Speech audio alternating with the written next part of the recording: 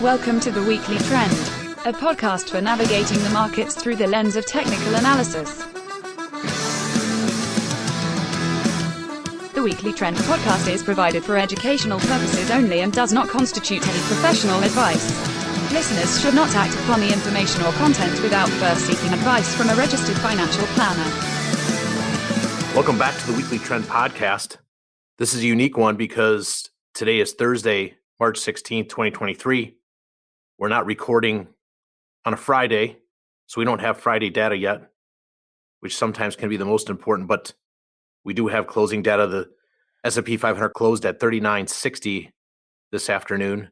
And the reason why we're recording like this, and I am recording solo, so you have to bear with me, is we have a pretty busy day tomorrow between our daily responsibilities and also a fundraiser tomorrow called Drives for Lives. And so with that, we wanted to be able to still provide you guys great information with the developments over the past week.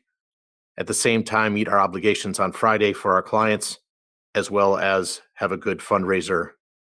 Drives for Lives, if you haven't heard of it, it's a virtual golf event on St. Patrick's Day, watching March Madness, raising funds for 4 great organizations that help battle some serious topics of our day, including sex trafficking, combating suicide and depression, and helping with pregnancy counseling. Those are great organizations. If you appreciate this podcast and the information that it provides you, whether you're a client or just a listener, it'd be awesome to have your support. You can go to beatsforheartbeats.com and you can click on donate, and we would really appreciate it. We have an audacious goal of raising $125,000 this year. We'd appreciate any type of gift, even if it's in exchange for the information that we provide on here. So again, it's just me today. No Ian, no Kevin, no Dan. Those guys are going to focus on their main jobs tomorrow. And we're going to go ahead and roll through some things. We've done it in the past where I've recorded and we made it through together. As I said, S&P 500 closed at 3960 today. We'll see what the end of the week brings us. But the backdrop is that the second and third largest bank failures since 2008 took place. Silicon Valley Bank and Signature Bank. By now, you're probably very familiar with that. These were the largest bank failures since Washington Mutual in 2008. Of course, the Federal Reserve and the FDIC got involved to protect depositors. It's a really interesting dynamic when we look at what's going on across regional banks. Not all regional banks are the same. You might recall from last week's podcast, we talked about some of the narrative behind it being maybe location-driven, Silicon Valley, West Coast, but yet Signature Bank out of New York. Maybe the commonality there is some of the crypto involvement. That's to be determined. A lot of this stuff is the fog of the unknown, and you have to wait for information to come out. What is interesting to me is that one of the board members of Signature Bank that was put in receivership was Barney Frank. And Barney Frank, if you don't recall, was a representative of our nation at the Capitol. And he was an individual that wrote some important legislation involving banks. You might have heard of Dodd-Frank. He's the Frank, Barney Frank of Dodd-Frank. And the reason why it's notable is there was an accounting called FASB 157 that was passed, I believe, in early 2008 or late 2007. And basically, it was mark-to-market accounting. And the way I like to describe it is, how much is a beach house worth on the Outer Banks of North Carolina? Then ask yourself, how much is that same house worth with a hurricane bearing in 3 or 4 hours out? And this is the legislation that was passed. Brian Westbury is a very smart individual. He was the first one that pointed this out, that FASB 157 definitely was something to take into consideration as exasperating the 2008-2009 financial crisis. So the irony or the coincidental nature of Barney Frank being on a bank board that was put into receivership is notable and interesting. However, it does nothing for helping us manage risk.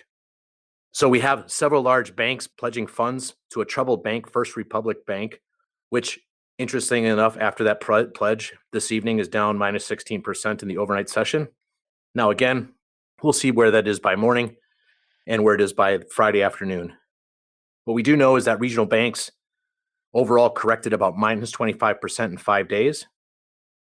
This is information and stats from Charlie Baleo, but it's the third fastest correction for this industry. Now, the top 15 such scenarios of a minus 25% move or a large move in 5 days, the previous occurrences took place during previously tough markets like 2020, 2008, 2011. So not very good company in regards to the veracity of downside move in regional banks in a 5-day period. We will continue to see how that plays out. Last week, we mentioned Credit Suisse, which is a bank over in Europe.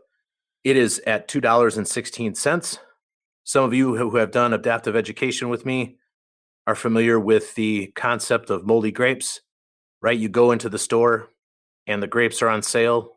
It might make sense to go check them out because a low price doesn't mean a good deal if the grapes are moldy. And here we have a moldy Credit Suisse down to $2.16. Low price doesn't mean a good deal. Overall, European financials had been a relative leader this year, has quickly corrected 14% over the past week. So it goes without saying with all these different highlights that we continue to see stress on banks and financials. And because of that pressure, that selling pressure on those areas, we're seeing previous areas of leadership from 2022, like value, fall off. So very rapidly, the market has moved from small and medium value leading, such things as banks and energy and materials, to a very quick flip to mega cap growth in semiconductors. And I should clarify that I don't mean that on an absolute basis, they're ripping higher mega cap growth and things like semiconductors, but on a relative basis, they're definitely holding up better than other areas. You may have recalled in past podcasts, we talked about industrials. This was one of the last bastions of value. It has weakened considerably on a relative basis as tech and large cap, mega cap growth are relative wins over the past week. So it's important information to take in regarding what is happening. Is growth in tech moving quickly to the upside at absolute basis? Not necessarily, but it is holding up on a relative basis better than energy, materials, industrials, your value areas, financials. So it's an interesting dynamic considering the events, obviously, that happened with regional banks. And clients are familiar with how value had been owned in their accounts, but were quickly shed last week, not this week, but last week, as important levels were broken across value. And that's the power of being adaptive. You know, we had a write-up that went out to clients this week. It went out on the Ides of March, which was, it's an important date, right? It's a date we know as being the assassination of Julius Caesar in 44 BC. But what's also notable about the Ides of March is it's the 74th day of the Roman calendar. And this typically was a debt settlement period for the Roman Empire. And here we are having banks correcting a debt settlement period near the Ides of March. And that's not lost on us. And from a big picture perspective in this write-up, what we wanted to highlight for clients is this concept of if they don't scare you out, they wear you out. What does that mean? So here's the big picture. We've had 25% corrections from the highs in late 2021 to the lows in October of 2022. In addition, there's been a sideways range that runs from May 2022 through today. And it's a large 20% range that we haven't seen that large of a range since 1974-75, which turned out to be a bottoming process. Even when we look at periods like the bottoming process in 02 and 03, or an area like 2011 where there was a correction, or even the bottom coming out of the 2009 bottom, this range that we're seeing in duration, so 10 months, and size, 20% range, is something we haven't seen for quite some time. And so it's important to look at that and understand, is this a bottoming process?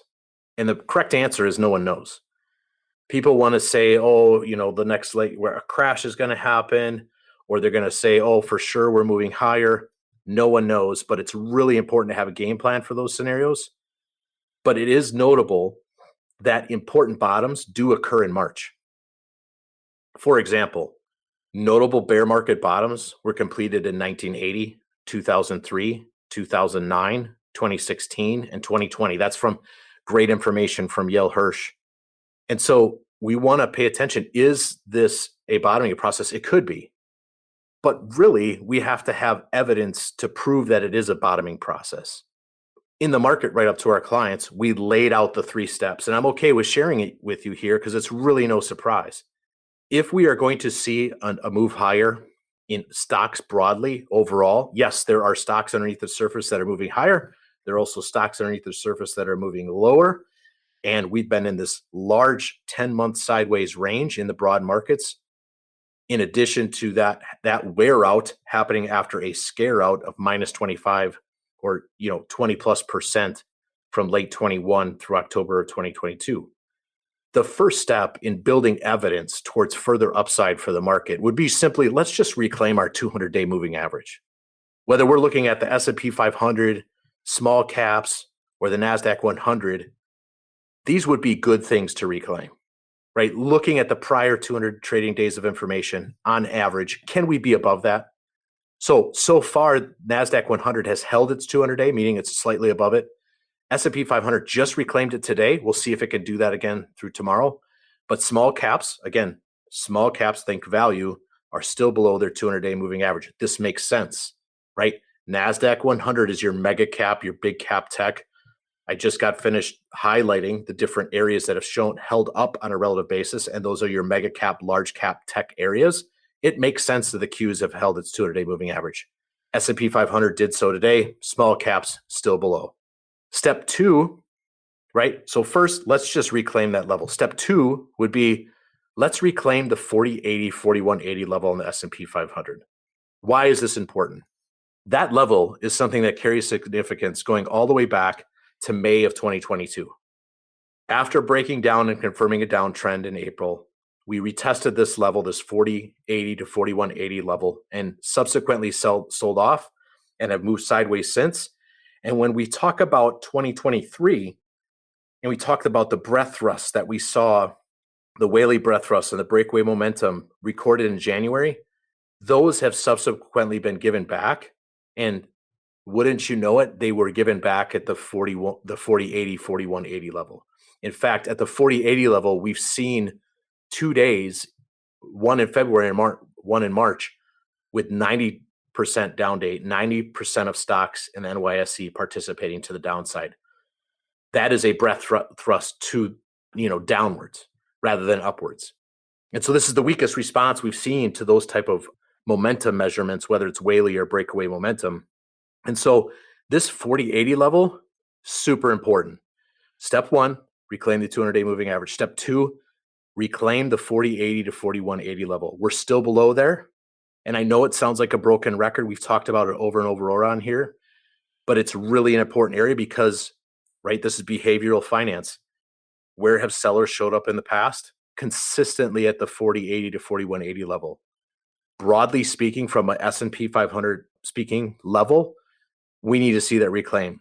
Step 3 would be, how about we just stay above that level, right? If you're going to move higher in price, you need to move higher in price. So reclaim 4080, reclaim 4180, and stay above it. Those 3 steps would lead us to have a very high conviction rate, or the evidence stacked would be extremely high that a new bull leg is upon us. And that would be great because, big picture again, broad markets have been in a correction since November of 21, sideways since May of 2022, and many stocks underneath the surface actually have been in correction since February of 2021. So we've had a few, almost 2 years of a bear market. In addition, I'll highlight we had a bear market in 2018 and a bear market in 2020. So that's 3 bear markets in a 4 to 5 years time frame, when we normally average a bear market a 20% correction once every 4.5 years. So we've got a cluster of bear markets. Is it possible that we come out of this consolidation and move higher? Absolutely, considering the narratives of our day, whether it's the banking crisis, recession, yield curve, inflation. There are a lot of bricks in the wall of worry. Now, what I will say is that bottoming processes happen in March. but could there be a final capitulation event lower? And that marks the low before we move higher. TBD. The only way we would know that that would take place is if we took out the swing low or the low from what we call December of 2022 around the 3,800 level. If we're below the 3,800 level, we want nothing to do with stocks. And this is also taking place, right? So since the end of January, bullish percent is another way to measure breadth. What is breadth? Breadth is measuring participation of stocks. This measurement flipped to O's. What does that mean? It means that more stocks are on a sell signal than buy stocks. And I would describe this event that took place at the end of January equivalent to bulls turning the ball over at midfield. And now through the current day, bears have marched the ball down to the bull goal line. And so the next few weeks will be pivotal. As an example of some other breadth metrics, at the end of January, 68% of S&P 500 stocks were above their 200-day moving average. Today, 44% of S&P 500 stocks are above their 200-day. At the end of January, 72% of S&P 500 stocks were above their 50-day. Today, 24% of S&P 500 stocks are above their 50-day. If we look at the New York Stock Exchange, which is a much larger constituency, so it's a broader measurement. It's not just the S&P 500, which is very cap weighted. At the end of January, 67% of the NYSE was above its 200-day moving average. Today, only 43%. At the end of January, 81% of the NYSE was above its 50-day moving average. Now it's 22. So we've seen a deterioration in breadth, and this makes sense when we consider that when we think value, when we identify what value is, whether it's banks or financials overall, industrials, materials, biotech, these have all been the weakest area, and they're actually a higher quantity of stocks, even though they're not the higher capitalized stocks. And so by seeing value deteriorate so bad, it makes sense to see a deterioration in breadth that we've seen. So time and information, or the incoming data, is important. That's why we call ourselves Bayesian. As additional data comes in, it provides more information. And so really, if we look at something like mega caps versus micro caps, mega caps are now breaking out on a relative basis versus micro caps. It's a very somewhat similar situation that we've seen in the past. And really, we need to have a game plan for that, which I've highlighted with the 3 steps. I've also highlighted the downside, that 3,800, 3,780 level, that if we're below that, we don't have anything to do with stocks. Cash is a position too. We know that from compression comes expansion. Now, if this 20% range is actually built up energy, it's going to be interesting to see potentially how much higher stocks could go if they break above 4180, or how much lower they could go if they break below 3780. This sideways range since May of 2022 has built up energy, and the resolution out of that is going to be very important.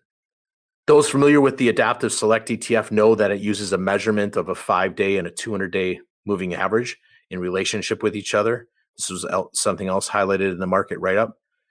Clients are aware that we're holding high levels of cash in this environment until the 3 steps are completed. We can increase exposure when step 1 is completed, steps 2 and 3 even more aggressively.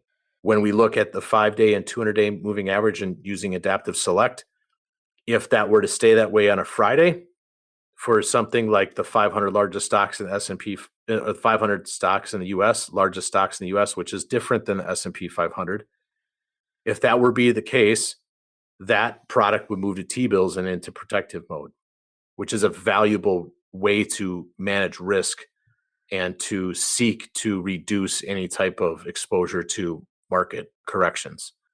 So tomorrow is St. Patrick's Day, March 17th. Interestingly enough, Ryan Dietrich has put out some information. He's a big statistician when it comes to seasonality. And St. Patrick's Day is one of the greenest days of the year. I think that seems to be very appropriate. And it's actually the best day on average for the first 9 months of the year. And it's the 4th best day for the entire year. So we'll see if that plays out, if that comes to fruition tomorrow, March 17th, 2023. Again, those 3 steps are important. Step 1 has been completed by the S&P 500. Can it get above 4180 and sustain trade there? That will be the most paramount barometer measuring the overall broad market health. Again, there's going to be some things underneath the surface that might be working, but these last few weeks have really deteriorated breadth, especially after a scenario where we came out of October of 2022, where October of 2022, we had record short selling. Going into January, we had record short covering, which caused all sorts of breadth thrusts like the Whaley and the breakaway momentum. And yet now we're in a period where we've had the weakest response after one of those thrusts that we've ever recorded. And that is notable as well. And it doesn't really, from an evidence standpoint, you've got something for the bulls and something for the bears. For the bears, regional banking stocks, if those continue to sell off, that's not really a characteristic of a healthy market. However, on the flip side, when you see big cap tech and semiconductors, which are your growth areas, which are typically on the risk spectrum, you're taking on more risk to get return. The fact that those have held up is definitely evidence towards further upside. And it's really to be determined. And that's the hard part, is some people would say, give me a prediction, tell me what's going to happen. I can't tell you what's going to happen, but like a quarterback in football or like a point guard in the basketball team, if someone zigs, I'm going to zag. And you have to have a binary plan for when certain levels are broken, what's going to happen, when certain levels are reclaimed, what's going to happen. And this is called being adaptive. And so with that, I want to wrap up this podcast. I know it's not as long as our other ones, but as far as being able to listen to the same voice for 20 minutes, congratulations. I appreciate you guys listening. Again, I'll highlight Drives for Lives, our charity event that are going to support 4 great organizations that are on the front lines. When I think about, do I have the ability, am I an expert in counseling someone who has anxiety and depression or considering suicide? Am I an expert in counseling someone who's pregnant and trying to decide what to do with her life and the baby's life? Am I an expert in retrieving those who might be caught in sex trafficking? Am I an expert in helping join a foster child with foster parents? No, but I can be part of something, part of a movement that raises funds, works as a conduit to give to those experts to carry out those things, because they are tremendously needed in our world today. So if that's motivating to you, if that's something you're interested in, I highly encourage you to donate. beatsforheartbeats.com, click donate. Full disclosure, I am a board member. I'm a non-compensated. Nobody on the board is compensated. I should be clear on this. The proceeds from these events go to these 4 organizations. And if it's just as a thank you for doing this podcast and providing this great information, or you're motivated by where these funds could be going, you can go to beatsforheartbeats.com. On there, you can see where the organization's involved and where the money's going. If it moves you, click donate. We would love it. Otherwise, we have to wait for those 3 steps to play out in the market. Sometimes waiting is the best thing and also the hardest thing, especially after the market has corrected 25% and moved sideways in a 20% range, the largest range we've seen since the mid-70s. If they don't scare you out, they wear you out. But we're not going to get worn out. We're going to stay disciplined to the adaptive process and move forward. Again, thank you for listening. If you like this, give us high rankings, share it with your friends, helps us get the word out. You guys have a great weekend. And I should say, go Marquette or go Houston. That's who I've got in my brackets. I hope you guys are enjoying March Madness as well. Take care.